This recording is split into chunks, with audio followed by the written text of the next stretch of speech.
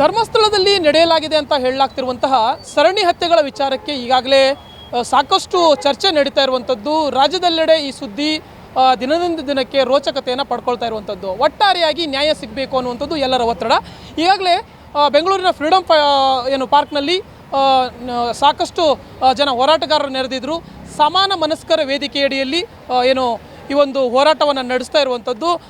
ಈ ಒಂದು ಹೋರಾಟದಲ್ಲಿ ಭಾಗಿಯಾಗಿರುವಂತಹ ನಟ ಹಾಗೆಯೇ ಸಾಮಾಜಿಕ ಹೋರಾಟಗಾರರಾಗಿರುವಂತಹ ಅಹಿಂಸಾ ಚೇತನ್ ಅವರು ನನ್ನ ಜೊತೆ ಇದ್ದಾರೆ. ಅವ್ರನ್ನ ಮಾತಾಡಿಸ್ತಾ ಹೋಗ್ತೀನಿ. ಸರ್ ನಮಸ್ತೆ. ನಮಸ್ಕಾರ ಸರ್. ಸಾಕಷ್ಟು ಹೋರಾಟಗಳನ್ನು ತಾವು ಮಾಡ್ಕೊಂಡು ಬರ್ತಾನೆ ಇದ್ದೀರಾ. ಸಮಾಜದ ಪರವಾದಂಥ ಹೋರಾಟಗಳು ನಿರಂತರವಾಗಿ ನಡೀತಾ ಇದೆ.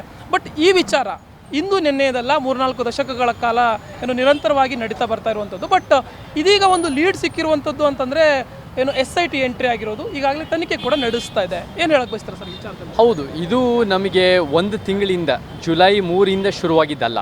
ಅಲ್ಲಿಂದ ಒಂದು ದೂರ ಕಂಪ್ಲೇಂಟ್ ತೊಗೊಂಡಿರ್ಬೋದು. ಬಟ್ ಇದು 2012-13 ಸೌಜನ್ಯ ಪ್ರಕರಣದಿಂದನೂ ಶುರುವಾಗಿರೋದಲ್ಲ. ಎಷ್ಟೋ ದಶಕಗಳಿಂದ ಯಾವಾಗ ನಮ್ಗೆ ಸೋಷಿಯಲ್ ಮೀಡಿಯಾ, ಡಿಜಿಟಲ್ ಮೀಡಿಯಾ, ಫೋನ್ಗಳು, ಸೆಲ್ ಫೋನ್ ಅದೆಲ್ಲದಕ್ಕಿಂತ ಬರೋಕ್ಕಿಂತ ಮುಂಚೆನೇ ಇದರಲ್ಲಿ ಏನೋ ಒಂದು ಅಲ್ಲಿ ನಡೀತಾ ಇತ್ತು. ಎಲ್ಲೋ ಒಂದು ಕಡೆ ಪುರುಷರ ಅಧಿಕಾರಕ್ಕೋಸ್ಕರ, ಭೂಮಿ ಅಥವಾ ಹಣಕ್ಕೋಸ್ಕರ ಯುದ್ಧಗಳ ನಡುವೆ ಮಹಿಳೆಯರ ದೇಹಗಳು ಎಲ್ಲೋ ಒಂದು ಕಡೆ ಆ ಒಂದು ಯುದ್ಧ ಭೂಮಿ ಆಗಿರಬಹುದು ಅಂತ ಭಾಳ ಮಾತಿತ್ತು.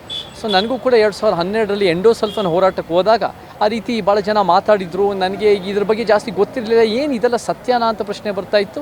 ಆಮೇಲೆ ನಂತರ 4-5 ತಿಂಗಳ ಹಿಂದೆ ನಾನು ಕೂಡ ಕುಸುಮಾವತಿಯವರು, ಸೌಜನ್ಯವ್ರ ತಾಯಿನ ಭೇಟಿ ಮಾಡಿದೆ. ಆ ಭಾಗದಲ್ಲಿ ಏನೇನು ನಡೀತಾ ಇದೆ ಅಂತ ಅರ್ಥ ಮಾಡ್ಕೊಳ್ಳೋಕೆ ಪ್ರಯತ್ನ ಪಟ್ಟೆ. ಮತ್ತು ಇವಾಗ 1 ತಿಂಗಳಿಂದ ಭಾಳ ಒಬ್ಬರು ಅಲ್ಲಿ ಸ್ವಚ್ಛತಾ ಕಾರ್ಮಿಕನಾಗಿ ಕೆಲಸ ಮಾಡಿರೋದು, ಐಕ್ಷಮಯ 15-20 ವರ್ಷ ಕಾಲ ಸ್ವಚ್ಛತಾ ಕಾರ್ಮಿಕನಾಗಿ ಕೆಲಸ ಮಾಡಿರೋರು ಹೊರಗೆ ಬಂದು ಈ ರೀತಿಯ ಶವ ಹೂತಾಕಕ್ಕೆ 100 ಶವ ಅಂತ ಹೇಳಿದ್ದಾರೆ. ನಮಗೆ ಅದರ ನಡುವೆ SIT ಬಂದಿರೋದು. SIT ಸುಮ್ಮನೆ ಒಂದು ಸರ್ಕಾರ ಇದಕ್ಕೆ ಕೂಗಾಗಿ ಈ ಒಂದು ರೀತಿ ಇಚ್ಛಾಶಕ್ತಿಯಿಂದ ಮಾಡಿರೋದಲ್ಲ. SIT ಮಾಡಿರೋದು ದೊಡ್ಡ ಪ್ರಮಾಣದಲ್ಲಿ ನಿಮ್ಮಂಥ ಡಿಜಿಟಲ್ ಚಾನಲ್ಗಳು, ಯೂಟ್ಯೂಬರ್ಸು, ಸೋಷಿಯಲ್ ಮೀಡಿಯಾ ಜನರ ಕೂಗು ಭಾಳ ಗಟ್ಟಿಯಾಗಿ ನಮಗೆ ನ್ಯಾಯ ಬೇಕು, ನಮಗೆ ಇದನ್ನು ಏನಾದರೂ ತಪ್ಪಿ ಆಗಿದ್ದರೆ, ಇವರು ಹೇಳೋ ಸತ್ಯ ಇದ್ದರೆ ಅದನ್ನು ತನಿಖೆ ಮಾಡಿ ಅದರ ತಕ್ಕಂತೆ ಕ್ರಮ ತಗೋಬೇಕು ಅಂತ ಭಾಳ ಗಟ್ಟಿಯಾದ ಜನಾಂದೋಲನಗಳಿಂದ ಆಗಿ ಅದರ ನಂತರ SIT ರಚನೆ ಆಯಿತು. ಬಟ್ SIT ಅನ್ನೋದು ನಮಗಿವತ್ತು ಪೊಲೀಸ್ ವ್ಯವಸ್ಥೆ ಎಲ್ಲೋ ಒಂದು ಕಡೆ ನೀವು ನೋಡಿದ್ರೆ 2000ದಿಂದ 2015ವರೆಗೂ ಬೆಳ್ತಂಗಡಿ ಪೊಲೀಸ್ ಸ್ಟೇಷನು ಎಲ್ಲೋ ಒಂದು ಕಡೆ ಯಾವ್ಯಾವ್ದು ಅನ್ಡಾಕ್ಯುಮೆಂಟೆಡ್ ಬಾಡೀಸು ರೆಕಾರ್ಡ್ಸ್ ಇರುತ್ತೋ ಅವನ್ನೆಲ್ಲ ಸುಟ್ಟಾಕಿ ಅಳಿಸಾಕಿದ್ದಾರೆ ಅಂತ ಎಲ್ಲೋ ಒಂದು ಕಡೆ ನಮಗೆ ಅನೇಕ ಮೀಡಿಯಾದಲ್ಲಿ ಬರ್ತಾ ಇದೆ. ಸೊ ಪೊಲೀಸ್ ವ್ಯವಸ್ಥೆ ಭಾಳ ವರ್ಷಗಳಿಂದ ಮಾಡಬಾರದು ಮಾಡಿರಬಹುದು ಅಂತ ನಮಗೆಲ್ಲೋ ಒಂದು ಕಡೆ ಕೇಳಿ ಎಲ್ಲೋ ಒಂದು ಕಡೆ ಆ ಜನರ ಕೂಗೇನಿತ್ತು, ಜನರ ಅನುಮಾನಗಳೇನಿತ್ತು ಅದು ಸತ್ಯ ಕಡೆ ಇರಬಹುದು ಅಂತ ನಮಗೆ ಇವಾಗ ಬರ್ತಾ ಇದೆ. ಅದು ಎಸ್ಪೆಷಲಿ ಆಫ್ಟರ್ 0.6ನಲ್ಲೂ ಕೂಡ ಮೂಳೆಗಳು ಸಿಕ್ಕಿರೋದು.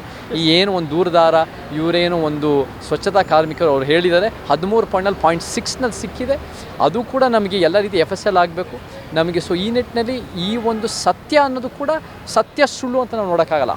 ಹಂತವಾದ ಡಿಫ್ರೆಂಟ್ ಡಿಗ್ರೀಸ್ ಆಫ್ ಟ್ರೂತು, ಇದು 1 ಡಿಗ್ರಿ ಆಫ್ ಟ್ರೂತ್ ಕಡೆ ಇದು ಸಾಗ್ತಾ ಇದೆ. ಬಟ್ ನಮಗೆ ಈ SIT ಒಂದು ಸಮಯ ಪ್ರಜ್ಞೆಯಲ್ಲಿ ನಿಷ್ಪಕ್ಷಪಾತವಾಗಿ ಅದು ಆ ಒಂದು ನಿಜವಾಗ್ಲೂ ಪಾರದರ್ಶಕವಾಗಿ ಕೆಲಸ ಮಾಡಬೇಕು ಅಂತ ನಾನು ನಿರೀಕ್ಷೆ ಮಾಡ್ತೀನಿ. ನಿಷ್ಪಕ್ಷಪಾತವಾಗಿ ತನಿಖೆ ಆಗಬೇಕು ಅನ್ನುವಂಥದ್ದು ಎಲ್ಲರ ಆಗ್ರಹ. ಸೊ ಎಲ್ಲೋ ಒಂದು ಕಡೆ SIT ಮೇಲೆ ಏನಾದರೂ ಸಂದೇಹ ಇದೆಯಾ ಅಂತ ಜನರಿಗೆ? ನಮಗೆ ಪೊಲೀಸ್ ವ್ಯವಸ್ಥೆ ಆ ಭಾಗದಲ್ಲಿ ನಾನು ಹೇಳಿದ್ದೀನಿ, ಬೆಳ್ತಂಗಡಿನಲ್ಲಿ ಏನೇನು ನಮಗೆ 2000ರಿಂದ 2015 ಮತ್ತು 2000-2015 ಅಂದರೆ ಆವಾಗ ಒಂದು ಸ್ವಲ್ಪ ಇದು ಸೆಲ್ ಫೋನ್ಗಳು ಬರ್ತಾ ಇರೋದು, ಒಂದು ಸ್ವಲ್ಪ ಟೆಕ್ನಾಲಜಿ ಆಗ್ತಾ ಇರೋದು. ಇದೆಲ್ಲ ನಮಗೆ 80s 90ಸ್ನಲ್ಲಂತೂ ಅದು ಏನೋ ಒಂದು ಡಾಕ್ಯುಮೆಂಟೇ ಆಗಿಲ್ಲದೆ ಇರ್ಬೋದು. ಸೊ ಆ ಡಾಕ್ಯುಮೆಂಟ್ ಆಗಿಲ್ಲ. ಎಷ್ಟೋ ಒಂದು ಅಸಹಜ ಸಾವುಗಳಕ್ಕೆ ಏನಾಗಿದೆ ಅಂತ ನಮ್ಗೆ ಗೊತ್ತಿಲ್ಲ. ಅಂದರೆ ಒಂದು ಮುಖ್ಯ ಕಾರಣ ಅಂದರೆ ಎಲ್ಲೋ ಒಂದು ಕಡೆ ಪೊಲೀಸ್ ವ್ಯವಸ್ಥೆಯ ವೈಫಲ್ಯ ಅಂತ ಹೇಳಿದ್ರೆ ಸುಳ್ಳಿಲ್ಲ. ನಮಗೆ SIT ಬರಬೇಕಂದ್ರೂ ಕೂಡ ನಾವು ಯಾರನ್ನಿಗೆ ಅನೇಕ ವಕೀಲರು, ವಿಚಾರವಂತರು ಯಾರನ್ನು ನಿರೀಕ್ಷೆ ಮಾಡ್ತಾರೆ, ಯಾರು ದಕ್ಷ ಒಂದು ಪೊಲೀಸ್ ಆಫೀಸರ್ಸು, ನಿಷ್ಠಾವಂತರನ್ನ ನಿರೀಕ್ಷೆ ಮಾಡ್ತಾರೆ. ಅದು ಕೂಡ ಅಂಥವ್ರನ್ನ ಗುರುತಿಸಿದ್ದಾರೆ. ಸೊ ನಮಗೆ SIT ಗೌರಿ ವಿಚಾರದಲ್ಲೂ ಕೂಡ ಅನೇಕ ವಿಚಾರ ನ್ಯಾಯ ಕೊಡೋಕ್ಕೆ ಸಾಧ್ಯತೆಗಳಾಯಿತು. ಈ ವಿಚಾರದಲ್ಲೂ ಕೂಡ ನಮಗೆ ಅಂಥ ನ್ಯಾಯ ಸಿಗಬೇಕು. ಬಟ್ ಪೊಲೀಸ್ ವ್ಯವಸ್ಥೆ ಮೇಲೆ ಭಾಳ ಅಪನಂಬಿಕೆ ಇದೆ. ಅದು ಒಂದು ಕರ್ನಾಟಕದ ಮೂಲೆನೂ ಹೆಚ್ಚಾಗಿ ಮತ್ತು ಈ ಬೆಳ್ತಂಗಡಿ ಭಾಗದಲ್ಲಂತೂ ಮತ್ತು ಆ ಒಂದು ಮತಕ್ಷೇತ್ರದಲ್ಲೂ ಕೂಡ ಭಾಳ ಇದೆ. ಯಾಕಂದರೆ ಇಷ್ಟು ವರ್ಷ ಎಲ್ಲೋ ಒಂದು ಕಡೆ ಪೊಲೀಸರು ಅವ್ರ ಕೆಲಸ ಮಾಡೋದು ಬಿಟ್ಟು ಅವರ ವಿಫಲತೆಯಿಂದ ಈ ಅನ್ಯಾಯಗಳಿಗೆ ನ್ಯಾಯ ಸಿಗದೇ ಇರಂಗೆ ಮಾಡಿದಿರಬಹುದು ಅಂತ ಆರೋಪ ಇದೆ. ಸೊ ಇವಾಗ SIT ಅದನ್ನು ಬದಲಾಯಿಸಬೇಕು ಅಂದರೆ SIT ಗಟ್ಟಿಯಾಗಿ ಒಂದು ಟೈಮ್ ಸೆನ್ಸ್ ಇಟ್ಕೊಂಡು ಒಂದು ಈ ಬೇರೆ ಬೇರೆ ಟೆಕ್ನಾಲಜಿ ಇಟ್ಕೊಂಡು, ಅಂದರೆ ನಮಗೆ ಗ್ರೌಂಡ್ ರೇಡಾರ್ ಸೆನ್ಸ್ ಆಗಿರ್ಬೋದು, ಗ್ರೌಂಡ್ ಪೆನಿಟ್ರೇಟಿಂಗ್ ರೇಡಾರ್ ಆಗಿರ್ಬೋದು, ವಿಡಿಯೋ ಟೆಕ್ನಾಲಜಿ ಆಗಿರ್ಬೋದು, ಎಲ್ಲ ಇಟ್ಕೊಂಡು FSL ರಿಪೋರ್ಟ್ನ ಭಾಳ ಒಂದು ಏನು ಒಂದು ನಿಜವಾದ ಒಂದು ತನಿಖೆ, ಅದು ಯಾರೇ ಪ್ರಭಾವಿ ಇದ್ದರೂ ಜನಸಾಮಾನ್ಯರು ಯಾರೇ ಇದ್ರೂ ಕಾನೂನು ಅಡಿಯಲ್ಲಿ ಮಾಡಿಕೊಂಡು ಒಂದು ಟೈಮ್ ಸೆನ್ಸ್ ಮಾಡಿ ನಿಷ್ಪಕ್ಷಪಾತವಾಗಿ ಯಾರು ಒಂದು ವ್ಯಕ್ತಿನೋ ಒಂದು ಕುಟುಂಬನೋ ಒಂದು ಪಕ್ಷನೋ ಯಾವ ಪ್ರಭಾವಕ್ಕಾಗದೆ, ಯಾಕಂದರೆ ಮುಖ್ಯಮಂತ್ರಿ ಹೇಳಿದ್ದಾರೆ ನಾವು ಯಾವ ಪ್ರಭಾವಕ್ಕೆ ಒಳಗಾಗಲ್ಲ ಅಂತ. ನೀವು ನುಡಿದಂತೆ ನಡೀತೀರಾ ಅಂತ ಹೇಳ್ತೀರಲ್ಲ, ಇಲ್ಲೂ ನುಡಿದಂತೆ ನಡೀರಿ ಅಂತ ನಾವು ನಿರೀಕ್ಷೆ ಮಾಡ್ತೀವಿ. ಓಕೆ, ಹಾಗಿದ್ರೆ ಸರ್ಕಾರದ ಮೇಲೆ ಸದ್ಯದ ಮಟ್ಟಿಗೆ ನಂಬಿಕೆ ಅನ್ನೋದಿದೆ ಆಗಿದೆ. ಸರ್ಕಾರದ ಮೇಲೆ ನಂಬಿಕೆ ಅನ್ನೋಕ್ಕಿಂತ ನಮಗೆ SIT ರಚನೆ ಆದಮೇಲೆ SIT ಒಳ್ಳೆ ಕೆಲಸ ಮಾಡ್ತಾ ಇದೆ, ಒಂದು ಒಳ್ಳೆ ಅನ್ನೋಕ್ಕಿಂತ ಒಂದು ಟೈಮಿಗೆ ಕೆಲಸ ಮಾಡ್ತಾ ಇದೆ. ಬೆಳವಣಿಗೆ ಕೂಡ ಆಗಿರಲಿಲ್ವಲ್ಲ ಸರ್ ಹಿಂದಿನ ಆಗಿರಲಿಲ್ಲ. ಈ ಬೆಳವಣಿಗೆ ಫಸ್ಟು 2 ವಾರ ಯಾವಾಗ ಜುಲೈ 3 ಅಷ್ಟೊತ್ತಿಗೆ ಅಲ್ಲಿ ದೂರು ಪೊಲೀಸ್ ಸ್ಟೇಷನಲ್ಲಿ ಕೊಟ್ಟರು, ದಕ್ಷಿಣ ಕನ್ನಡ ಪೊಲೀಸ್ ಸ್ಟೇಷನ್ಗಳಲ್ಲಿ. ಅದರ ನಂತರ 2 ವಾರ ಇದು ಆಗಿರಲಿಲ್ಲ, ಅದು ಒಂದು SIT ಫಾರ್ಮ್ ಆಗಿಲ್ಲ. ಮತ್ತು SIT ಫಾರ್ಮ್ ಆಗಿಂತ ಮುಂಚೆ ಭಾನುವಾರ ಫಾರ್ಮ್ ಆಯಿತು. ಅದಕ್ಕಿಂತ ಮುಂಚೆ 2 ದಿನಕ್ಕೆ ಮುಂಚೆನೂ ಕೂಡ ಮುಖ್ಯಮಂತ್ರಿಯವರು ಭಾಳ ಒಂದು ಕೇರ್ಲೆಸ್ಸಾಗಿ ಮಾತಾಡ್ತಾಯಿದ್ರು, ಅದಕ್ಕೆ ಸೀರಿಯಸ್ ಅದು ಗಾಂಭೀರ್ಯ ತೊಗೊತಾ ಇರಲಿಲ್ಲ. ಆಮೇಲೆ ಇವರು ಹೋಮ್ ಮಿನಿಸ್ಟರು ಪ್ರಿಲಿಮಿನರಿ ಇನ್ವೆಸ್ಟಿಗೇಷನ್ ನಡೀತಾ ಇದೆ ಅಂದರೆ ಎಲ್ಲ ಒಂದು ಕಡೆ ಅದು ಮುಂದೆ ತಳ್ತಾಯಿದ್ರು. ಸೊ ಹೌದು, ಇದರಲ್ಲಿ plus different degrees of plus different degree minus ಒಂದು SIT ಆಗಿರೋದು ಒಳ್ಳೆಯದು. ಮತ್ತು ಹಿಂದೆನೂ ಕೂಡ ನಾನು ಹೇಳಿದೆ ಗೌರಿ SITನೂ ಚೆನ್ನಾಗಾಗಿದೆ, ಈ ವಿಚಾರದಲ್ಲೂ ಚೆನ್ನಾಗಿ ಮಾಡ್ತಾ ಇದ್ದಾರೆ ಒಂದು ಮಟ್ಟಕ್ಕೆ ಅಂತ ಹೇಳ್ಬೋದು. ಬಟ್ ಅದನ್ನು ಸಸ್ಟೈನ್ ಮಾಡ್ಕೋಬೇಕು, ಅದನ್ನು ಮುಂದುವರಿಸ್ಬೇಕು. ಮತ್ತು ನಮಗೆ ಇದನ್ನು ಎಲ್ಲೋ ಒಂದು ಕಡೆ ಇವಾಗ ಏನು ಗೊತ್ತಾಗ್ತಾ ಇದೆ ಅಂದರೆ ಈ ದೂರದಾರನ ಮೇಲೆ ಎಲ್ಲೋ ಒಂದು ಕಡೆ ಇಂಟಿಮಿಡೇಷನ್ನು ಮತ್ತು ಬೆದರಿಕೆ ಮತ್ತು ಧಮಕಿ ಹಾಕೋದು ಬರ್ತಾ ಇದೆ ಅಂತ ನಾವು ಕೇಳ್ಪಡ್ತಾ ಇದ್ದೀವಿ. ಇದು ಒಳಗಡೆಯಿಂದ ಅಂತ ಬರ್ತಾ ಇದ್ದರೆ ಸ್ವಲ್ಪ ಜನ ಮಾಧ್ಯಮದವರು ಇದ್ರ ಬಗ್ಗೆ ಕೇಳಿದ್ರು. ಇದೇನಾದರೂ ನಡೀತಾ ಇದೆ ಅಂದರೆ ಇದು ಭಾಳ ಒಂದು ಅನ್ಡೆಮೊಕ್ರಾಟಿಕ್, ಅನ್ಕಾನ್ಸ್ಟಿಟ್ಯೂಷನಲ್, ಮತ್ತು ಇದು ಒಂದು ಎಲ್ಲೋ ಒಂದು ಕಡೆ ಈ ಒಂದು ತನಿಖೆಯನ್ನು ಬದಲಾಯಿಸೋ ರೀತಿ ಆಗಬಾರದು. ನಮಗೆ ಮೇಯ್ನ್ ಏನಂದರೆ ಒಂದು ನಿಷ್ಪಕ್ಷಪಾತವಾಗಿ ಒಂದು ಸತ್ಯ ಏನಿದೆ ಹೊರಗೆ ಬರಬೇಕಷ್ಟೇ. And we have confidence in the government, ಅವ್ರು ಮಾಡಲಿ ಅದ ಕೆಲಸನ. ಆ್ಯಂಡ್ ಆ ಕಾನ್ಫಿಡೆನ್ಸ್ನ ಉಳಿಸ್ಕೊಳ್ಳಿ. ಯಾಕೆಂದರೆ ಕಾನ್ಫಿಡೆನ್ಸ್ 2 ವಾರ ಅಥವಾ 10 ದಿನ ಅಥವಾ ಒಂದು 8 ಕಡೆ ಅಗಿಯೋದ್ರಿಂದ ಕಾನ್ಫಿಡೆನ್ಸ್ ಅಷ್ಟೇ ಅಲ್ಲ, ಈ ತಾರ್ಕಿಕ ಅಂತ್ಯಕ್ಕೆ ತೊಗೊಂಡೋಗೋದೇ ನಮಗೆ ನಿರೀಕ್ಷೆ ಮಾಡ್ತೀವಿ, ಅದು ಬೇಕಾಗುತ್ತೆ. Right sir. ಏನು ಗೊತ್ತಾ, ಈಗ 6 ಸ್ಪಾಟಲ್ಲಿ ಏನು ಅಗದಿರುವಂಥದ್ದು, ಬಟ್ ಪ್ರಥಮ 5 ಸ್ಪಾಟಲ್ಲಿ ಯಾವುದೇ ಏನು ಸಾಕ್ಷಿದಾರ ತೋರಿಸಿದಂಥ 5 ಸ್ಪಾಟಲ್ಲಿ ಯಾವುದೇ ಕುರುಹು ಕೂಡ ದೊರಕಲಿಲ್ಲ. ಬಟ್ 6ನೇ ಸ್ಪಾಟಲ್ಲಿ ಅಟ್ಲೀಸ್ಟ್ ಒಂದಷ್ಟು ಮೂಳೆಗಳು ದೊರಕಿತು. ಸಂಪೂರ್ಣವಾದಂಥ ಅಸ್ಥಿಪಂಜರ ದೊರಕಲಿಲ್ಲ ಅಂತಂದ್ರೂ ಒಂದಷ್ಟು ಮೂಳೆಗಳು ದೊರಕಿದ್ದು ಈ ಕೇಸ್ನಲ್ಲಿ ಎಷ್ಟರ ಮಟ್ಟಿಗೆ ಲೀಡ್ ಆಗ್ಬೋದು. ಹಾಗೆಯೇ ಆತನಿಗೆ ಅಂದರೆ ಸಾಕ್ಷಿದಾರನಿಗೆ ಸಮಾಧಾನವಾಗುವವರೆಗೂ ಅಗಿಯುವಂಥ ಪ್ರಕ್ರಿಯೆ ನಡಿಬೇಕು ಅಂತೀರಾ, ಏನು ಹೇಳ್ತಾರೆ ಈ ಬಗ್ಗೆ? ಫಸ್ಟ್ ಆಫ್ ಆಲ್ ನಮಗೇನಾಗುತ್ತೆ ಅಂದರೆ ಈ ಒಂದು ಗ್ರಾಮ ಪಂಚಾಯತ್ ಕಡೆಯಿಂದ ಮುಂಚೆ ಏನು ಮಾತಾಡ್ತಾ ಇರೋರು ಇವಾಗ ಏನು ಹೇಳ್ತಾ ಇದ್ದಾರೆ ಅಂದರೆ ಯಾವಾಗ ಒಂದು 6ನೇ ಪಾಯಿಂಟ್ನಲ್ಲಿ ಮೂಳೆ ಹೊರಗೆ ಬಂದಾಗ ಅವ್ರು ಏನು ಹೇಳೋಕ್ಕೆ ಶುರು ಮಾಡಿದ್ರು ಅಂದರೆ ಇಲ್ಲ ಇದು ಅಧಿಕೃತವಾಗಿ ನಮಗೆ ದಾಖಲೆ ಇದೆ, ಗ್ರಾಮ ಪಂಚಾಯತ್ನ ಮಾಡಿಸಿದ್ದೀವಿ ಅನ್ನೋ ರೀತಿಯಲ್ಲಿ ಒಂದು. ಮತ್ತು ಈ ದೂರದಾರನ ಮೇಲೆ ಒಂದು ಮಸಿ ಬಳಿಯೋ ರೀತಿಯಲ್ಲಿ ಅವನು ಇದು ಮಾಡ್ದ, ಅವನೆಲ್ಲೋ ಒಂದು ಕಡೆ ಚಿನ್ನ ಕದ್ದ, ದುಡ್ಡು ಕದ್ದ, ಈ ರೀತಿಯಲ್ಲಿ ಅಂದರೆ ಎಲ್ಲೋ ಒಂದು ಕಡೆ ಇದನ್ನು ಅವರು ತಪ್ಪನ್ನು ಅಥವಾ ಇದ್ದರೆ ಆ ತಪ್ಪು ಇವರನ್ನು ಡಿಸ್ಕ್ರೆಡಿಟ್ ಮಾಡೋಕ್ಕೆ ಈ ದೂರದಾರನ ಅಂತ ಕಾಣ್ತಾ ಇದೆ. ಯಾಕೆಂದರೆ 5ನೇದು ನಮಗೆ ಗೊತ್ತಿರೋ ಮಾಧ್ಯಮದಲ್ಲಿ ಫಸ್ಟ್ 5 ಪಾಯಿಂಟಲ್ಲಂತೂ ಏನೋ ಒಂದು ಮೂಳೆ ಸಿಗಲಿಲ್ಲ, ಒಂದೇನೋ ಕಾರ್ಡ್ಸು ಬೇರೆ ಸಿಕ್ಕಿದೆ. ಬಟ್ 6ನೇ ಪಾಯಿಂಟ್ನಲ್ಲಿ ಭಾಳ ದೊಡ್ಡ ಪ್ರಮಾಣದಲ್ಲಿ ಮೂಳೆಗಳು ಸಿಕ್ಕಿದೆ. ಕೆಲವು ಮೀಡಿಯಾ ಸೋರ್ಸಸ್ ಪ್ರಕಾರ ಬುರುಡೆನೂ ಸಿಕ್ಕಿದೆ ಅಂತ ಹೇಳ್ತಾರೆ, ಅದು ನಾವು ಗೊತ್ತಿಲ್ಲ, ಅದು ನೋಡಬೇಕು. ಬಟ್ ನಮಗೇನಂದರೆ ಫಸ್ಟು ಬುರುಡೆನೂ ತಂದಿದ್ದಾರೆ ಅವರು ದೂರದಾರರು. ಸೊ ಅದು ಕೂಡ FSL ನೋಡಬೇಕು, ಮತ್ತು ಇದು ಕೂಡ ನೋಡಬೇಕು. ಮತ್ತು ಅದು ಎಲ್ಲ ಮೂಳೆಗಳು ಆ್ಯಂಡ್ ಇನ್ನೂ 10, 7, 8, 9 ಅಷ್ಟು ಮಟ್ಟಿಗೆ ನನಗೆ ಅದು ಎಷ್ಟು ಮಟ್ಟಿಗೆ ಅದು ಅದು ಇನ್ನು ಮಳೆಯಿಂದ ಆಗಿರ್ಬೋದು ಅಥವಾ ಬೇರೆ ಕಾರಣಗಳಿಂದ ಅದು ಫುಲ್ಲು ನೋಡೋಕ್ಕಾಗದೇ ಇರ್ಬೋದು. ಬಟ್ ಇನ್ನೂ 13 ತನಕ ಇದೆ. ಮತ್ತು ನಮಗೆ ಈ ಒಂದು ವಿಚಾರದಲ್ಲಿ 6ನೇ ಪಾಯಿಂಟ್ನಲ್ಲಿ ಮೂಳೆ ಸಿಕ್ಕಿದೆ ಅಂದರೆ ದೆನ್ ಈ ವ್ಯಕ್ತಿನಲ್ಲಿ ಈ ದೂರದಾರ ಅಂತ ಯಾರು ಹೇಳ್ತೀವಿ ಇದರಲ್ಲಿ ಒಂದು ಮಟ್ಟಿಗೆ ಸತ್ಯ ಇರಬಹುದು. ಎಷ್ಟು ಮಟ್ಟಿಗೆ ಸತ್ಯ ಇದೆ ಅನ್ನೋದು ಇನ್ನೂ ನೋಡ್ತಾ ಹೋಗಬೇಕು. But there is a degree of truth, there is partial truth ಅನ್ನೋದು ಕನ್ಫರ್ಮ್ ಆಗಿದೆ. ಬಟ್ ಎಷ್ಟು ಮಟ್ಟಿಗೆ ಟ್ರೂತು ಮತ್ತು ಅದು ಆ ಟ್ರೂತನ್ನ ಎಷ್ಟು ಮಟ್ಟಿಗೆ ಹೊರಗೆ ಬರೋಕ್ಕೆ ಸಾಧ್ಯ ಆಗಿದೆ, ನಮ್ಮ ಪ್ರಕಾರ ಎಲ್ಲ ಟ್ರೂತು ಹೊರಗೆ ಬರಬೇಕು. That is the goal. But ಇವಾಗ ಟ್ರೂತಿನ ಡಿಗ್ರಿನಲ್ಲಿ ಒಂದು ಮಟ್ಟಕ್ಕೆ ಆಗಿದೆ ಅನ್ನೋ ಸಾಬೀತಾಗಿದೆ ನನ್ನ ಅಭಿಪ್ರಾಯ ಪ್ರಕಾರ. ಸರ್, ಈಗ ಪ್ರಾಕೃತಿಕ ವಿಕೋಪಗಳಾಗಿರಬಹುದು ಅಥವಾ ಭೌಗೋಳಿಕ ಬದಲಾವಣೆಗಳಿಂದ ಅಲ್ಲಿ ಏನು ಇನ್ ಕೇಸ್ ಹೆಣವನ್ನು ಹೂತಿಟ್ರೂ ಕೂಡ ಒಂದಷ್ಟು ಮಣ್ಣು ಬಂದು ಅದ್ರ ಮೇಲೆ ಹೆಚ್ಚಿನ ಪ್ರಮಾಣದಲ್ಲಿ ಬಿದ್ದಿರುವಂಥ ಸಾಧ್ಯತೆಗಳು ಇದೆ ಯಾವುದೇ ಭಾಗದಲ್ಲೂ ಕೂಡ. ಇನ್ ಕೇಸ್ ಅದು ಸಹಜ ಸಾವಾಗಿರ್ಬೋದು, ಅಸಹಜ ಸಾವಾಗಿರ್ಬೋದು ಆ ಒಂದು ಪ್ರದೇಶದಲ್ಲಿ. ಸೊ ಆ ನಿಟ್ಟಿನಲ್ಲಿ ಇಷ್ಟೇ ಅಡಿ ಆಳಾಗಿಬೇಕು ಅನ್ನುವಂತಹ ಮಾನದಂಡ ಬಳಸಬಾರ್ದು ಅನ್ನುವಂಥದ್ದು ಕೆಲವರ ಆಗ್ರಹ, ನಮ್ಮದು ಕೂಡ. ಏನು ಹಂಗೆ ನೋಡೋಕ್ಕಾಗಲ್ಲ. ನಮ್ಗೆ ಗೊತ್ತಿರೋ ಪ್ರಕಾರ ಕೆಲವರು ಮಾತಾಡ್ತಾ ಇದ್ರು, ಅದು ಸ್ಪೆಷಲಿಸ್ಟ್ ಹೇಳಬೇಕು. ಏನು ಒಂದು 2-3 ಫೀಟ್ ಇದ್ದರೆ ಅದೆಲ್ಲೋ ಅದು ಒಂದು ಹೆಂಗೆ ಮುಚ್ಚಿದ್ದಾರೆ ಮತ್ತು 5-6 ಫೀಟ್ನಲ್ಲಿ ಅದು ಒಂದು ಅಗದು ಮುಚ್ಚಿದ್ದಾರೆ, ಇವೆಲ್ಲ ಒಂದು ಡಿಫ್ರೆನ್ಸ್ ಆಗುತ್ತೆ. ಸೊ ಇದೆಲ್ಲನೂ ಕೂಡ ಅದನ್ನು ಟೆಕ್ನಿಕಲಿ ಎಕ್ಸ್ಪರ್ಟ್ಸ್ ಇರೋರು, ಆ ಗ್ರೌಂಡ್ ರೇಡಾರ್ ಇದನ್ನು ನೋಡೋರು ಅದನ್ನೆಲ್ಲ ನೋಡಬೇಕು. ಬಟ್ ಏನೇ ಇದ್ದರೂ ನಮಗೆ ಬೋನ್ಸ್ ಸಿಕ್ಕಿದೆ. ಆ ಬೋನ್ಸ್ಗಳನ್ನು ಏನಾದರೂ FSL ಕೊಡಲಿ, ಅದು ಕೂಡ ಒಂದು ಫೊರೆನ್ಸಿಕ್ ಲ್ಯಾಬ್ಗಳಲ್ಲಿ ಕೊಟ್ಟು ಯಾರ್ಯಾರ್ದು ಏನೇನು ಅಂತ ಗೊತ್ತಾಗಲಿ.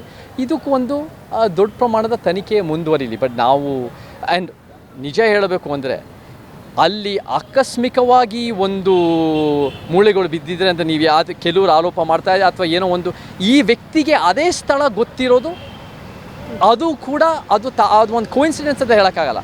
ಈ ವ್ಯಕ್ತಿ ಅದನ್ನು ಕ್ಲಿಯರ್ ಕಟ್ಟಾಗಿ ನಮಗೆ ಮೀಡಿಯಾಗಳು ಹೇಳೋ ಪ್ರಕಾರ ಆ ವ್ಯಕ್ತಿ ಏನೋ ಒಂದು ನೀರಿನ ಒಂದು ಬಾವಿ ಹಾಕಬೇಕು ಅಥವಾ ಒಂದು ಇದು ಬೋರ್ವೆಲ್ ಹಾಕಬೇಕು ಅಂದಾಗ ಎಲ್ಲಿ ನೀರು ಗುರುತಿಸ್ತಾರೋ ಅದೇ ರೀತಿ ಈ ಭಾಗ ಅಂತ ಸ್ಪೆಸಿಫಿಕ್ ಆಗಿ ಹುಡುಕಿದ್ರು ಸರ್. ಅದೇ ಸ್ಪೆಸಿಫಿಕ್ ಆಗಿ ಹೇಳಿರುವಂಥ ಭಾಗದಲ್ಲಿ ಅಂದರೆ ಅದೇ ಬಾಡಿಗಳೇ ತುಂಬ ಆಳಕ್ಕೆ ಹೋಗಿರಬಹುದು. ಆ ನಿಟ್ಟಿನಲ್ಲಿ ಇನ್ನಷ್ಟು ಅಗಿಬೋದಲ್ವಾ ಅಂತ ಒಂದಷ್ಟು ಜನರ ಆಗ್ರಹ, ಅದು ಕೂಡ ನಮ್ಮ ಆಗ್ರಹ ಕೂಡ. ಏನು ನೀವು ಹೇಳೋದು 100% ಸತ್ಯ.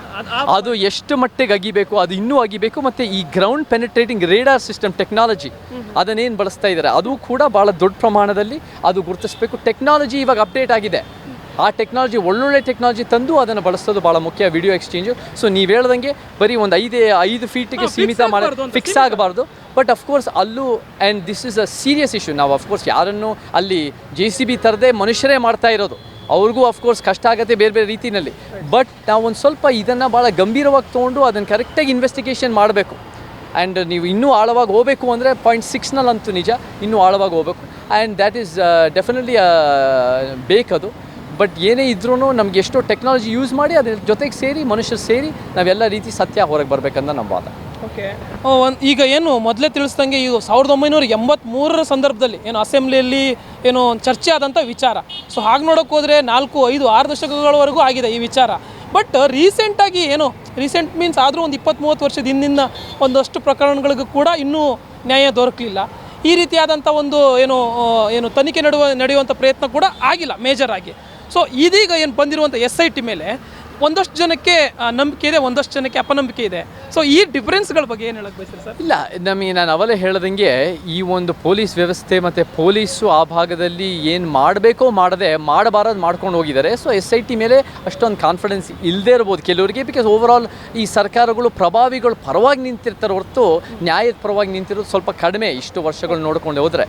ಬಟ್ ನಮಗೆ ಒಂದು ಅದರಿಂದ ಬದಲಾವಣೆ ಸಾಧ್ಯ ಉಂಟಿದೆ. ನಾವು ಈ ಡೆಮೊಕ್ರಾಟಿಕ್ ಪ್ರಾಸೆಸ್ಸನ್ನು ನಂಬೋರು, ಪ್ರಜಾಪ್ರಭುತ್ವದ ಮೇಲೆ ನಂಬಿಕೆ ಇಟ್ಕೊಂಡಿರು, ಕೋರ್ಟ್ಸ್ ಮೇಲೆ ನಂಬಿಕೆ ಇತ್ತು. ಕೋರ್ಟ್ಸು ಕೂಡ ಇವಾಗ ಇದನ್ನು ಆ ಗ್ಯಾಗ್ ಆರ್ಡರ್ನ ರದ್ದು ಮಾಡಿದ್ದಾರೆ. ಪೊಲೀಸ್ ವ್ಯವಸ್ಥೆಯಲ್ಲೂ ಒಳ್ಳೊಳ್ಳೆ ಪೊಲೀಸ್ ಆಫೀಸರ್ಸ್ಗಳೇ ಇದ್ದಾರೆ.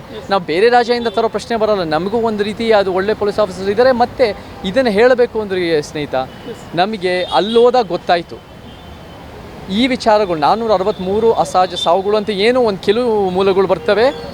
ಅದರಲ್ಲಿ ಎಷ್ಟೋ ಸಾವುಗಳು ಹೆಣ್ಮಕ್ಳು ಮತ್ತು ಹುಡುಗಿಯರು, ಹೆಂಗಸರು. ಇದರಲ್ಲಿ ನಮಗೇನೋ ಅದು ಎಷ್ಟೋ ಒಂದು ದುಡ್ಡಿಗೋಸ್ಕರ ಅಥವಾ ಭೂಮಿಗೋಸ್ಕರ ಅಥವಾ ಅಧಿಕಾರಕ್ಕೋಸ್ಕರಕ್ಕೆ ಸಂಬಂಧಪಟ್ಟಂಗೆ ಇರ್ಬೋದು. ಸೊ ಇದನ್ನು ಏನಾಗತ್ತೆ ಅಂದರೆ ಎಲ್ಲೋ ಒಂದು ಕಡೆ ಪುರುಷರ ಸ್ವಾರ್ಥದ ಒಂದು ರೀತಿ ಯುದ್ಧಗಳಿಗೋಸ್ಕರ ಮಹಿಳೆಯರ ದೇಹಗಳು ಯುದ್ಧ ಭೂಮಿ ಆಗಿರೋ ಸಾಧ್ಯತೆಗಳಿದೆ.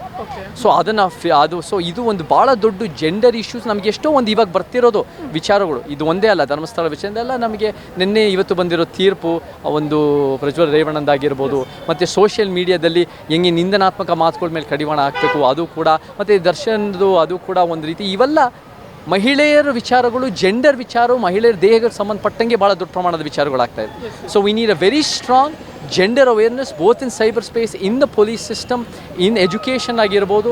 ಎಲ್ಲ ಲಿಂಗ ಸಮಾನತೆ, ಲಿಂಗ ನ್ಯಾಯದ ಬಗ್ಗೆ ಭಾಳ ದೊಡ್ಡ ಮಟ್ಟದ ಜಾಗೃತಿ ಆಗಬೇಕು. ಮಹಿಳೆಯರ ಹೋರಾಟ ಅಂದರೆ ಬರೀ ಮಹಿಳೆಯರು ನಿಂತಿರೋದಲ್ಲ, ನ್ಯಾಯಕ್ಕೋಸ್ಕರ ಎಲ್ಲರೂ ನಿಂತ್ಕೋಬೇಕು. And we need all institutions ಅದಕ್ಕೆ ಇನ್ವಾಲ್ವ್ ಆಗಿ ಕೆಲಸ ಮಾಡಬೇಕು. ಸೊ ಇದನ್ನು ನಾವು ಫೈರ್ ಸಂಸ್ಥೆಯೂ ಭಾಳ ಗಟ್ಟಿಯಾಗಿ ಇದಕ್ಕೆ ನಾವು ಕೂಡ ಬೇರೆ ಬೇರೆ ಲಿಂಗ ನ್ಯಾಯಕ್ಕೋಸ್ಕರ ನಿಂತಿದ್ವಿ. ಈ ವಿಚಾರ ಸಿನಿಮಾ ರಂಗಕ್ಕೆ ಸಂಬಂಧಪಟ್ಟಿಲ್ಲದೆ ಇದ್ರೂ ನಾವು ಅದನ್ನು ಮಾತಾಡ್ಕೊಂಡು ಅದು ಹೆಂಗೆ ನಾವು ಸಪೋರ್ಟ್ ಮಾಡ್ಬೋದು ಅದು ನೋಡೋಣ. ಬಟ್ ಮೇಯ್ನ್ ಏನಂದರೆ government must take this very seriously. And ಆ ಸೀರಿಯಸ್ ಬರೀ ಮಾತಿಂದ ಅಷ್ಟೆಲ್ಲ ನುಡಿದಂತೆ ನಡೆಯೋರಾಗಬೇಕು. ಎಸ್ ಸರ್, ಇನ್ನು ಫೈನಲ್ ಪ್ರಶ್ನೆ. ಸಾಕಷ್ಟು ಹೋರಾಟಗಳು ನಡೀತಾ ಇದೆ, ಜನ ಅಂತೂ ತುಂಬಾ ಬೆಂಬಲವನ್ನು ವ್ಯಕ್ತಪಡಿಸ್ತಾ ಇದ್ದಾರೆ. ಇಡೀ ದೇಶದಲ್ಲಿ ಹೈ ಪ್ರೊಫೈಲ್ಡ್ ಕೇಸ್ ಆಗಿದೆ ಇದು. ಆದರೂ ಕೂಡ ಎಲ್ಲೋ ಒಂದು ಕಡೆ ಒಂದಷ್ಟು ಜನರ ಬಾಲಿಶ ಹೇಳಿಕೆ, ರಾಜಕೀಯ ನಾಯಕರು ಅನಿಸ್ಕೊಂಡಂಥವರು, ಪ್ರಮುಖ ನಾಯಕರುಗಳ ಬಾಲಿಶ ಹೇಳಿಕೆ, ಈ ವಿಚಾರವಾಗಿ ಏನು ಹೇಳೋದು? ಇಲ್ಲ, ಜನ ಗಮನಿಸ್ತಾ ಇದ್ದಾರೆ. ಜನ ಪ್ರತಿಯೊಂದು ಗಮನಿಸ್ತಾ ಇದ್ದಾರೆ. ಜನ ಯಾರ್ಯಾರು ಏನೇನು ಮಾತಾಡ್ತಾರೆ, ಹೆಂಗೆ ನಡ್ಕೊಳ್ತಾರೆ, ಅದು ಸೋಷಿಯಲ್ ಮೀಡಿಯಾದಲ್ಲಾಗಿರ್ಬೋದು, ಮತ್ತು ಮೇಯ್ನಾಗಿ ಯಾರಲ್ಲಿ ಒಂದು ಪವರು ಮತ್ತು ಇನ್ಫ್ಲೂಯೆನ್ಸ್ ಇರುತ್ತೋ, ಪ್ರಭಾವ ಇರುತ್ತೋ, ಅವ್ರು ಹೆಂಗೆ ನಡ್ಕೊತಾನೆ ಜನ ನೋಡ್ತಾ ಇದ್ದಾರೆ. ಇವತ್ತು ಜನರಿಗೆ ಭಾಳ ಕಾನ್ಫಿಡೆನ್ಸ್ ಇರೋದು ಬಹುಶಃ ಈ JCB ಪಕ್ಷಗಳನ್ನೋಕ್ಕಿಂತ, ಆ ಪಕ್ಷಗಳಿಗಿಂತ ಜನರ ಧ್ವನಿ ಮತ್ತು ಪ್ರಾಮಾಣಿಕವಾಗಿ ಸತ್ಯಕ್ಕೋಸ್ಕರ ನಿಂತಿರೋ ವ್ಯಕ್ತಿಗಳು ಮತ್ತು ಈ ಸಂಘಟನೆಗಳು. ಸೊ ನಮ್ಮ ಈ ಒಂದು ಶಕ್ತಿ ಅಂತ ಏನು ಹೇಳ್ತೀವಿ, ಇವತ್ತು ನಮ್ಮ ಜನಾಗ್ರಹ ಸಮಾನ ಮನಸ್ಕರ ವೇದಿಕೆ, ಇಲ್ಲಿ ನಮಗೆ ಬಲಪಂಥೀಯವರು ಇದ್ದರು, ಎಡಪಂಥೀಯವರು ಇದ್ದರು, ಮಧ್ಯಪಂಥೀಯವರು ಇದ್ದರು, ನಮ್ಮ ಸತ್ಯಪಂಥೀಯನೂ ಇದೆ. ಎಲ್ಲ ಸಿದ್ಧಾಂತಗಳು ಸೇರಿ ನಾವು ಒಂದು ಗಟ್ಟಿಯ ಒಕ್ಕೊರಳಲ್ಲಿ ನಾವು ಸತ್ಯದ ಪರವಾಗಿ ನಿಂತ್ಕೋಬೇಕು ಅಂತ ಜನರ ಕಾನ್ಫಿಡೆನ್ಸ್ ಇದೆ. ಬಿಕಾಸ್ ಆಳುವ ಶಕ್ತಿಗಳು ಬಹುಶಃ ಅವರ ಒಂದು ಗೊತ್ತಿರೋನ ಪ್ರೊಟೆಕ್ಟ್ ಮಾಡೋಕ್ಕೆ ನೋಡ್ತಾರೆ ಹೊರತು ನಿಜವಾದ ಸತ್ಯ ಹೊರಗೆ ಬರೋಕ್ಕೆ ಬಿಡ್ತಾ ಇಲ್ಲ ಇಷ್ಟು ವರ್ಷದಿಂದ. 2025ನಲ್ಲಿ ಒಂದು ಒಳ್ಳೆ ತನಿಖೆ ನಡೀತಾ ಇದೆ ಅಂತ ನಾವು ನೋಡಬಹುದು ಜನರ ಕೂಗಿಂದ ಆ್ಯಂಡ್ ಈ ಒಂದು ದೂರದಾರ ಗಟ್ಟಿಯಾಗಿ ನಿಂತ್ಕೊಳ್ಳೋದ್ರಿಂದ. ಬಟ್ ನಮಗೆ 95ವರೆಗೂ ಹೋಗುತ್ತೆ ಈ ವಿಚಾರಗಳು. ಅಲ್ಲಿಂದ ಎಷ್ಟೋ ಮುಚ್ಚಾಕೋಕ್ಕಿದೆ. ಆ 95ನಲ್ಲಿರೋ ಟೆಕ್ನಾಲಜಿ ಅವತ್ತು ಎಷ್ಟೋ ಒಂದು ರೀತಿ ಅಲ್ಲಿ ಸೋಷಿಯಲ್ ಮೀಡಿಯಾ ಇದ್ದಿಲ್ಲ, ಅವತ್ತು ಇದೆಲ್ಲ ಇದ್ದಿಲ್ಲ, ಫೋನ್ಗಳು ಸೆಲ್ ಫೋನ್ ಇದ್ದಿಲ್ಲ. ಸೊ ಅವಾಗ ಏನೇನೋ ಆಗಿರ್ಬೋದು, ಯಾಕಂದರೆ ಇದು ನಿನ್ನೆ ಮೊನ್ನೆ ವಿಚಾರ ಅಲ್ಲ, ಎಷ್ಟೋ ದಶಕಗಳ ವಿಚಾರ. ನಾವು ಅದನ್ನು ಆದಷ್ಟು ಪ್ರಾಮಾಣಿಕವಾಗಿ ಒಂದು ನಿಷ್ಪಕ್ಷಪಾತವಾಗಿ ಅಂತ ಅವೆಲ್ಲ ಹೇಳಿತ್ತು. ಅದು ಒಂದು ಟೈಮ್ಲಿ, ಯಾಕಂದರೆ ಡಿಲೇ ಮಾಡೋ ಪ್ರಶ್ನೆ ಇಲ್ಲ.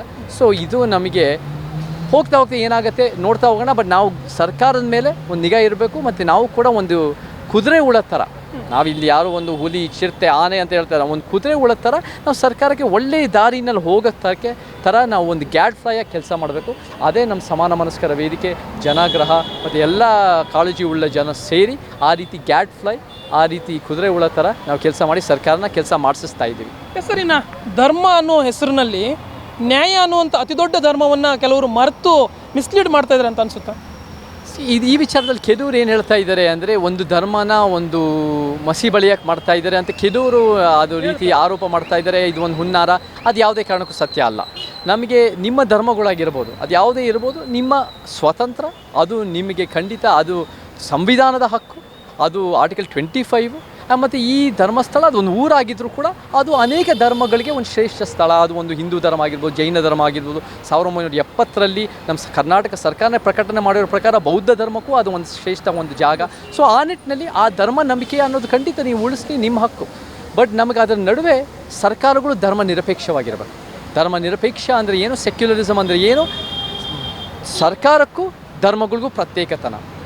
ಸೊ ಇವತ್ತಿನ ದಿನ ಈ ಹೋರಾಟದಲ್ಲಿ ಈ ಒಂದು ಏನು ಆಂದೋಲನ ಜನಕೂಗಲಲ್ಲಿ ಭಾಳ ಜನ ಅಲ್ಲಿ ಧರ್ಮಸ್ಥಳಕ್ಕೆ ಹೋಗಿ ನಂಬಿಕೆ ಇರೋರು, ಮಂಜುನಾಥ ಸ್ವಾಮಿ ಬಗ್ಗೆ ನಂಬಿಕೆ ಇರೋರು ಕೂಡ ಭಾಳ ಜನ ಬಂದು ನಾವು ನಿಮ್ಮ ಜೊತೆ ನಿಂತ್ಕೊತೀವಿ ಅಂದರೆ ಅವರೇ ದೊಡ್ಡ ಮಟ್ಟದಾಗಿ ನಿಂತ್ಕೊಂಡಿರೋದು. ಸೊ ಇದು ಯಾವುದೋ ಒಂದು ನಾಸ್ತಿಕರಿಗೂ ಆಸ್ತಿಕರಿಗೂ ಸಂಘರ್ಷ ಅಂತ ಅದೆಲ್ಲ ಸುಳ್ಳು. ಇದು ಒಂದು ಸತ್ಯ, ಯಾರು ಹೊರಗೆ ಬರಬೇಕು, ನ್ಯಾಯ ಬರಬೇಕು ಅನ್ನೋ ಒಂದು ಕಡೆ, ಎಲ್ಲೋ ಒಂದು ಕಡೆ ಆ ಸತ್ಯ ಇದ್ದರೆ ಅದನ್ನು ಮುಚ್ಚಾಕೋ ರೀತಿಯಲ್ಲಿ ನಡೀತಾ ಇದೆ ಇನ್ನೊಂದು ಕಡೆ ಅನ್ನೋ ಒಂದು ಸಂಘರ್ಷ ಹೊರತು ಇದು ಯಾವ ಒಂದು ದೇವರು ದಿಂಡ್ರು ಯಾವ ಒಂದು ಅಪನಂಬಿಕೆ ಅಥವಾ ನಂಬಿಕೆ ಆ ಪ್ರಶ್ನೆ ಬರಲ್ಲ.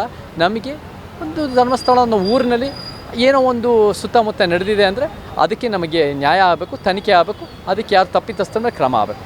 ಹೆಸರಿನ ತಮ್ಮ ಫೈರ್ ಸಂಸ್ಥೆ ಮೂಲಕ ಹಾಗೆಯೇ ತಮ್ಮ ಸಾಮಾಜಿಕ ಹೋರಾಟದ ಮೂಲಕ ಹೀಗೆ ಅನ್ಯಾಯದ ವಿರುದ್ಧ ನಿರಂತರವಾಗಿ ಹೋರಾಟ ಮಾಡ್ತೀರಿ. Thank you so much. ಧನ್ಯವಾದಗಳು. ರೆಬಲ್ ನ್ಯೂಸ್ ಆ ಟೈಟಲ್ಲೇ ಭಾಳ ಚೆನ್ನಾಗಿದೆ. ನೀವು ಒಂದು ಡಿಜಿಟಲ್ ಮಾಧ್ಯಮ ಆಗಿ ಇದೇ ಥರ ಸತ್ಯ ಒಂದು ಜನರಿಗೆ ಜಾಗೃತಿ ಮೂಡಿಸೋ ರೀತಿಯಲ್ಲಿ ಒಳ್ಳೆ ಕೆಲಸ ಮಾಡ್ತಾ ಇರಿ. ಒಳ್ಳೆಯದಾಗಲಿ ತಮ್ಮ. Thank you sir. Thank you. Yes ವೀಕ್ಷಕರೇ, ಕೇಳಿದ್ರೆ ಇದಿಷ್ಟು ನಟ ಹಾಗೆಯೇ ಸಾಮಾಜಿಕ ಹೋರಾಟಗಾರರಾಗಿರುವಂತಹ ನಟ ಅಹಿಂಸಾ ಚೇತನ್ ಅವರ ಮಾತು. ಕ್ಯಾಮ್ರಾ ಪರ್ಸನ್ ರಿಯಾಜ್ ಜೊತೆ ಜೋಯ್ ಲೈಗೋಡ್, ರೆಬೆಲ್ TV, ಬೆಂಗಳೂರು.